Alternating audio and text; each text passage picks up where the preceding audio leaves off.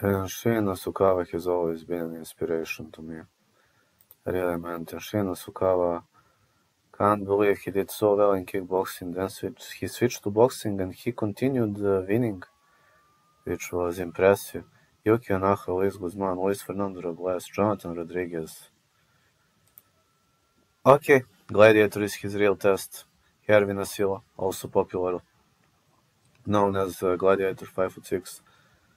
The guy won belt on 2 occasions against Alium Pelesi and Surate Imong. I'm gonna tell you, Philippines are known for top tier guys. Boxing is actually really popular back there. This is for WBO Asia Pacific Bantamweight title. I believe this is gonna be a slugfest. Nasukawa shocked me on many occasions. I ain't gonna be surprised if he wins, but Nasukawa versus Asila, I'm saying fight not going the distance.